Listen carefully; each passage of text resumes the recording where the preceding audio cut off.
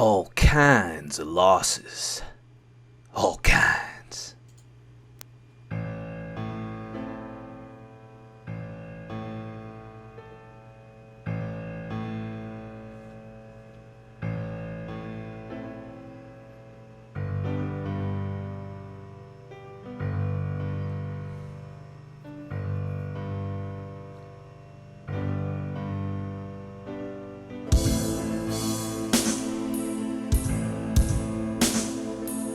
Welcome to another motherfucking podcast and shit. And it's because of all of you that this is entirely possible, you know? This is, I'm enjoying doing this. I can't wait till I can, meet the goal and do this full time for you guys. I like doing the research. I like interacting with you guys on Patreon. I like that you guys have helped me out as much as you are, and I will continue to work hard for you guys as much as I can to grow this channel and to make this a thing, and hopefully someday be full time.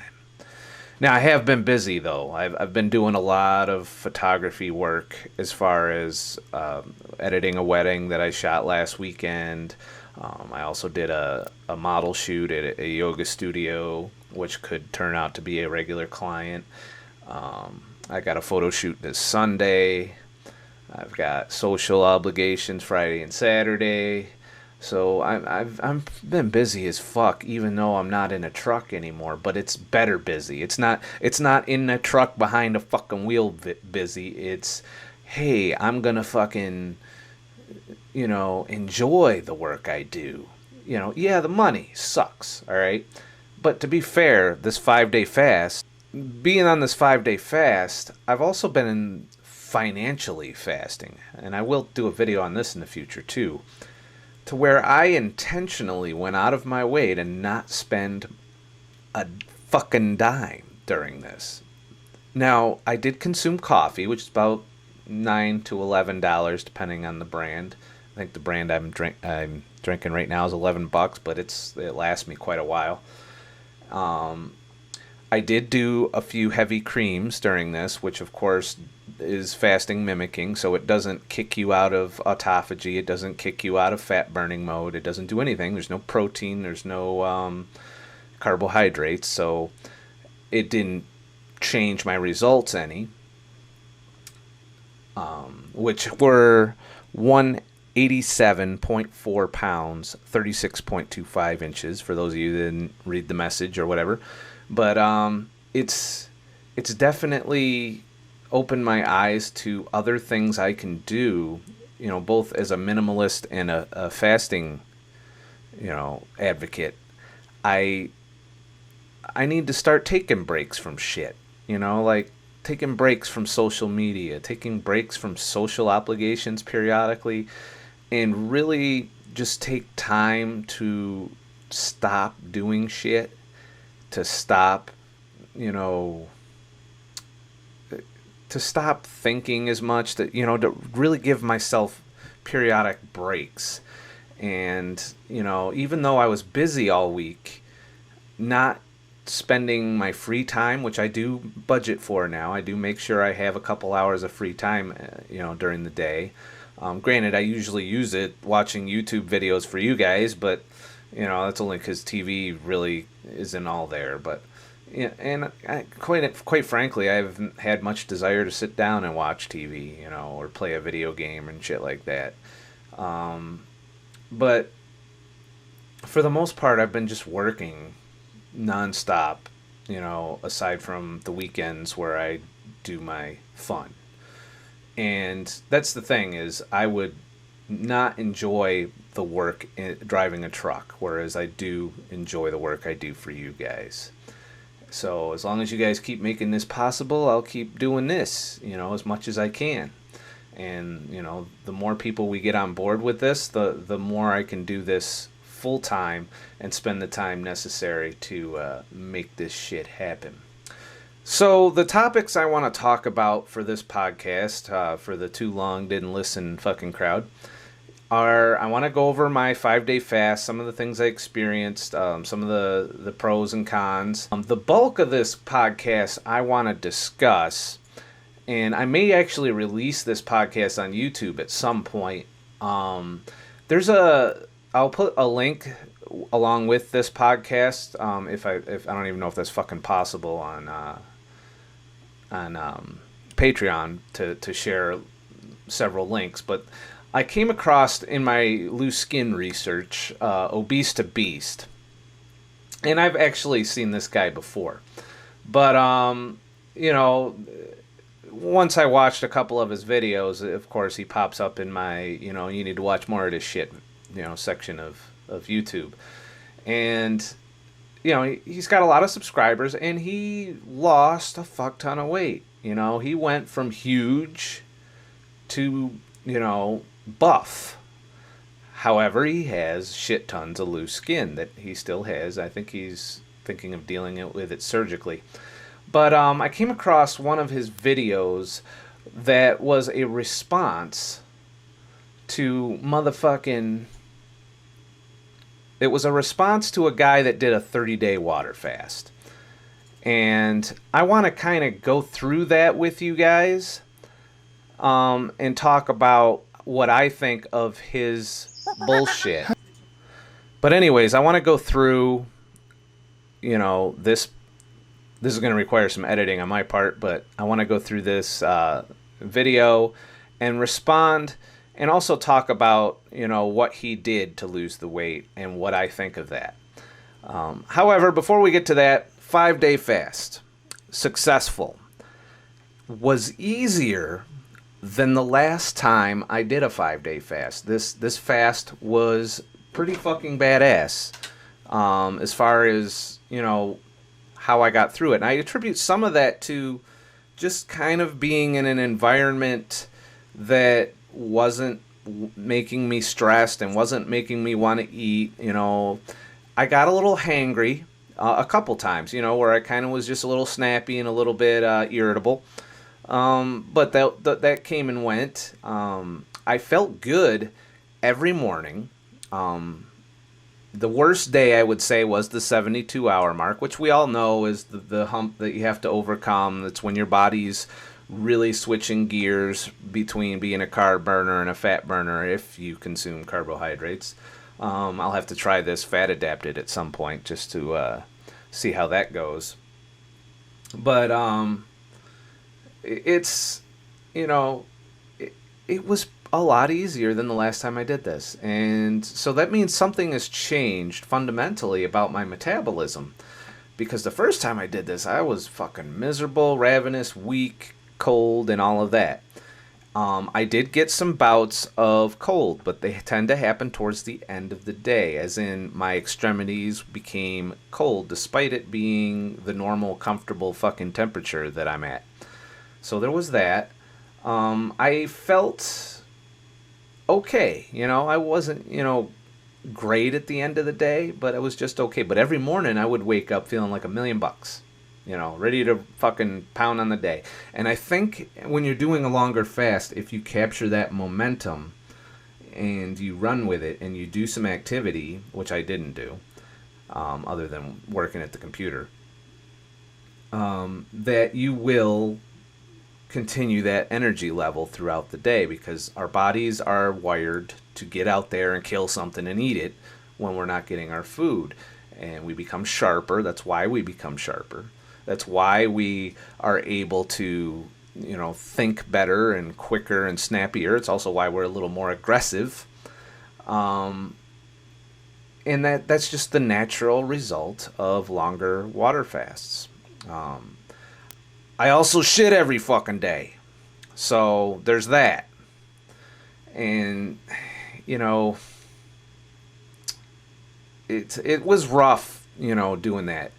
Actually, you know what I'm going to do? I'm going to release this portion of the podcast as a video and just leave out the rest of the stuff. So, I shit every fucking day, and it was liquid shit, like diarrhea and shit. Don't throw up now. But that's how it fucking goes. Every day, despite not eating. So I had a lot in me to get cleaned out too. So that I part of that weight loss, I feel, which I started at 193 fed the day before this 5-day fast, was my end of the day weight, 193.6 or something like that, and it went all the way down to 187.4. It's an all-time low for me. I'm very happy because even when I did the 5-day fast before, I only got down to 189. So I've made progress, and it's slow, painful, run the fucking last fucking lap of your fucking race. Goddamn progress. I have no idea what the fuck I'm talking about right there. That's how that happens. Anyways, so it's been a slow crawl these last 15 pounds I have to lose. And, I could easily just say, I'm fine at the weight I'm at. This is where I want to stay. But I don't think that would be fair to you guys for me to stop shy of becoming normal BMI and reducing my midsection to healthy weights. I'm not trying to be Abinator or have gains, which we'll get into later with the obese to beast part of this. What I am trying to do is get to a point where I can say I did this and then try and maintain it and see if it's maintainable, because that's the big thing. People lose all kinds of weight, they get thin, and they're happy and they're whatever, and then slowly the creep returns because they're not doing the things that they needed to do to maintain the weight, which is basically whatever the fuck it is they did to lose the weight. If you went to the gym and pounded the shit out of that and did all kinds of cardio and ate 500 calorie deficit every day, which we'll get into with the obese to beast, but if you did that every day, you have to keep doing it. Maybe not a deficit, but at least maintenance. But you're still, if you're just eating maintenance and doing exercise, you're still in a huge caloric deficit, and your body has adjusted, and you will plateau at a certain point. And if you're not careful, if you miss a day here and there and you start, having that extra meal or whatever, you will start to regain the weight. And some people regain the weight alarmingly quickly. So I realized this 5-day fast that put me at 187.4 pounds, the lowest weight I've ever been, since I was 18 or 19 years old. I realized that the only way I can maintain this is to periodically do those length of fasts. So I'm going to regain a little bit of weight as I transition back to ADF and carbs become a part of my energy equation. And I'm okay with that. I just want to know that I moved the needle a little bit, because I was on a slow downward trend with just ADF. The other reason I like experimenting with longer fasts is to A, see if I can do them, B, see how what other effects they have on me and how they make me feel afterwards, after the recovery period. And these are all very important fucking things to consider. The other thing to consider when you do a long fast is the recovery period. You have to fucking eat properly. Eat as hungry as you are, eat that shit, alright? And try and eat whole foods, less junk. The more junk you eat, the more fucked up you're going to feel, first of all, because you're very quickly transitioning from a low insulin fat burning mode to a high insulin carb burning mode, and your body's going to stop. You're going to be like hitting a brick wall, having to sleep and feel like complete dog shit. Some people even get nauseous if they carb up too quickly. So I'm not planning on breaking my fast, which I haven't done yet. I'm going to break it with keto. I'm going to use, maybe some eggs, could do some bacon, some yogurt, Greek yogurt, full fat, a little bit of carb action there, but not enough to move the needle. And, just kind of see where I'm at with that. And that's how I plan on breaking my fast. Now, some of you are going to be like, no, you can't do that. You're gonna hurt. You're gonna throw up. I broke fast with Pop-Tarts. A fast of this length, I broke with a Pop-Tart back in the day, and was fine. So if keto fucks me up, then I guess the vegans will have something to talk shit about. But it's been a process that over the past 2.5 years that I've become pretty good at. I know how to fast now. I have the willpower to get through a 5-day fast, which means I probably have the willpower to keep going. And I could. If I didn't have all this social shit going on and I could just chill and do my work at my desk and do that stuff and not kayak, and do all the things I'm going to be doing, I could push this fast to a 7 to 14 day fast. The reason I shy away from heavy physical activity is because I do believe until you're fat adapted, that is a risk. So like if you're in the 24 to 72 hour fasting range, you're transitioning and you can lose some lean mass. But once you get past that 72 hour mark, I'm finding you do go into a protein sparing mode, which pretty much your body is protective of you losing lean mass, and it goes for the fat, and the fat becomes your primary source of energy. And that's where a lot of people experience lack of hunger. So what happened with me? The 72 hour mark, I was ravenous. I was ready to eat. The next day, day 4, I pretty much was okay. I didn't get ravenously hungry. I didn't get ravenous cravings. I did, upon editing some food pictures for the wedding, I was ready to, I was like, damn, that looks good. God damn, that looks good. I'm going to eat the shit out of that when my fast is over, And it was like pictures of, mac and cheese and chicken and, just, barbecue shit, sausage, all kinds of animals and carbs and shit, And I found, that did mentally make me want food, but physically, the hunger was pretty much over with after the 3rd day. And even right now, on day 5, I am not hungry right now. I am fine. And this is common in the morning. There might be a slight hunger pang later, but it's so slight compared to the ones in the first 3 days that you could just be like, oh, that ain't shit. I don't have to fucking deal with that. That's no problem. So I can understand when people, because I do have several subscribers who do insanely long fasts. Well, not insanely, but they do longer fasts, longer than I'm willing to do at this point, but I'm going to do at some point. They tell me that, over and over again, that after day 3, 4 in that area, your hunger goes away, and it's more a mental game at that point of boredom, people, enjoying food, because food does provide pleasure for us. We get a response of dopamine to eating. Just eating. Doesn't matter what you're eating. You are happy when you're fucking stuffing your face. That's why we all got fat to begin with. So the mental game becomes more of an issue, I believe, after day 4.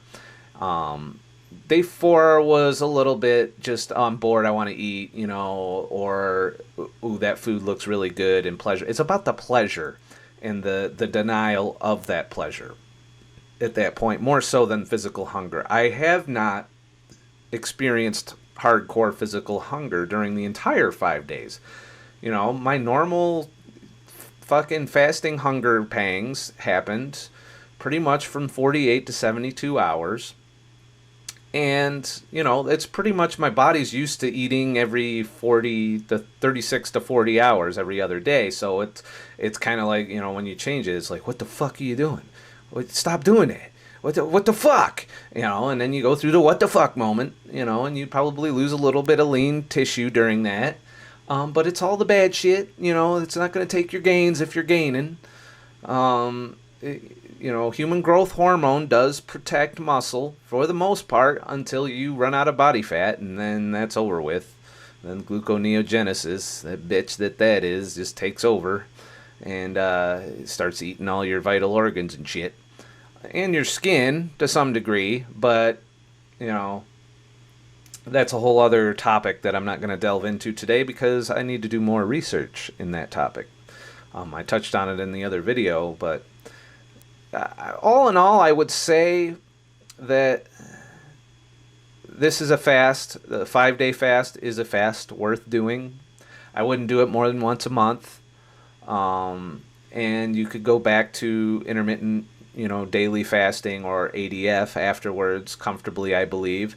I am going to eat probably through to Sunday and then start my ADF right back where I left off and see where I'm at. I want to fully recover. I want to give my body the fuel to rebuild some of the things it tears down during a longer fast. And you need to do that. If you do a long fast, there is a recovery period. The longer the fast, the more recovery you should do. Like if you do a 30-day fast, you should not fast for at least a week or two after that. You should eat, rebuild, exercise your muscles to rebuild those. Eat when you're hungry, eat intuitively. You may feel like you're binging at first, but that'll pass.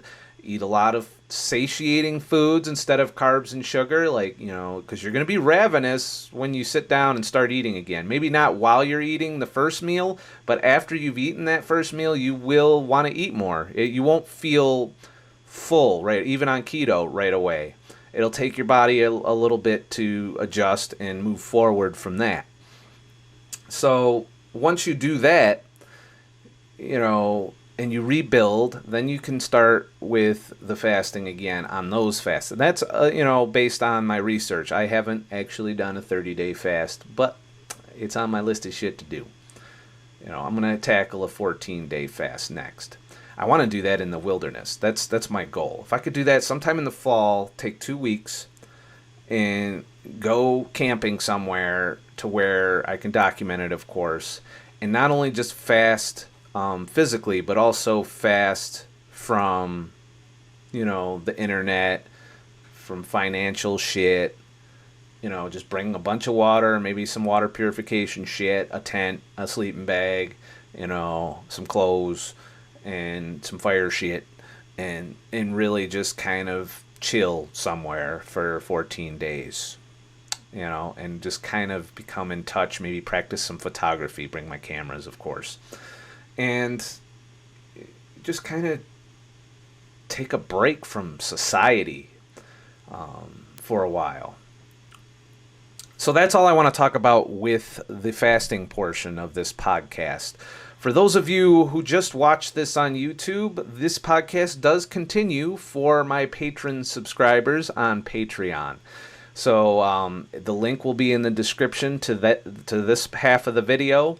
If you want to continue the rest of the podcast, you can just subscribe to my Patreon. For $5 a month or greater, you get this podcast every week, audio only. I did film this one because I wanted to kind of kill two birds with one stone and put out my fasting results video at the same time as I'm doing my podcast. But for the most part, my Patreon subscribers will be getting this podcast every week. And that's kind of, and maybe at some point when that takes off to a point, I can do a couple of podcasts a week. I don't know. We got to see how much we can grow this shit. So if you don't feel like being a part of that, just continue to like and subscribe, and I'll keep making videos and sharing tidbits of podcasts in the future, not the entire podcast. So the thing I'm going to talk about next in the podcast is Obese to Beast, his huge weight loss success, and he did it with Eat Less, Move More, and I'm going to give my thoughts on that. So if you'd like to hear that podcast, go ahead and contribute to Patreon. In the meantime, if you're going to fast, make sure you talk to your doctor. Make sure you go through things and don't just jump into a long fast. Work your way up to it. And above all else, if you are doing a long fast and you feel ill, can't get out of bed, you feel, might get a little dizzy here and there, but if you feel really bad or really can't function at all, you need to break the fast, all right? That means you're either nutrient deficient in some way, or your electrolyte, balance is off. You drink plenty of water. These are all precautions you need to take. Do your research. Watch other people who do long fasts. Talk to a open-minded doctor on water fasting. The pill pushing dickheads at the fucking general hospital are not going to condone this behavior. So you might not even bother with them. So do your best to continue, to fast, and only in the amounts that you feel are necessary to make progress. You don't need to push for longer fasts. The reason I'm doing longer fasts is I'm at the bottom of my weight loss. I am only, I'm literally within 4 pounds of normal BMI right now. 4 more pounds, and I'm there. And I can officially just maintain from that point happily. Or even regain some and then lose some and regain some and lose some, which I think I'm going to do for the sake of doing some longer fasts in the future. Regain just enough to fast it all back off and see the results. And because that's what we're made to do. We're made to store food and then go without it for a while. And I want to test that. I want to, what happens when you go extended periods? I want to know what it does to me. Do I become thin as a rail? Do I look like, I was in the Minnesota starvation experiment if I fast for long periods of time? I don't know. So above all else, remember, I'm not a fucking expert. I'm just a fucking asshole. All right, now continuing. Also, while I got you guys here, I also want to talk about my Patreon supporters that made this podcast possible, and thank them appropriately. Mainly producers on up, I give credits to, and this is the time to credit them. So my producers, this is the $20 tier. Dave and MSP is one, and thank you, Dave. Matt Denman is a sponsor. He's at the $50 level, so he gets a little extra special attention. He gets to kind of request a video addressing a specific topic, that kind of stuff. And that's kind of where I'm going with the sponsorship is, you get a lot more, personal attention at that level. As long as I don't have, if I have 1,000 of those, it's going to be hard to do that, and we'll have to reevaluate that at some point. But as for right now, there's only one sponsor. It's Matt Denman, and he has been very helpful to my channel. He has also linked me some good research that he's done, and that's what we should be doing in the comments and whatnot, is sharing scientific papers, trying to go through them, figure out what they're saying together, figure out our interpretations, because we are going to interpret the data a little differently. And I'm really happy with what Matt has done as far as helping with the research by sharing what he's researched. And if we all do that, we will expand our knowledge infinitely on this subject, and we should. Working together to make shit happen instead of being divisive like on Facebook and shit. Also, Robertino Jesse Lopez, $20 producer also. So those are the current producers. For every other contributor, the associate producers, which is the $5 level that gets the podcast, I want to thank all of you. Your contribution is just as helpful as everyone else's. And also, for the $1 contribution, you do get a daily kind of blog-like post every morning. I wake up, and that's the first thing I do is write a fairly lengthy post on how my fasting's going, what my weight loss results are for the day, what I'm planning on doing for the channel, what I'm planning on doing outside from the channel, what I'm spending my time doing, or anything else that I think I need to kind of talk about. But it's mostly, fasting and health related is what I've been focused on for now. There may be other thoughts that I put out on the blog part. So essentially for $1 a month, you get a blog, and I might expand that further and start writing a lot more and add images and, you know, kind of make an article out of it. That's where I'm thinking of going with that as Patreon grows. So thank you for all my contributors. That's the end of the video portion. Stay tuned if you're listening on Patreon for the audio section of my motherfucking podcast.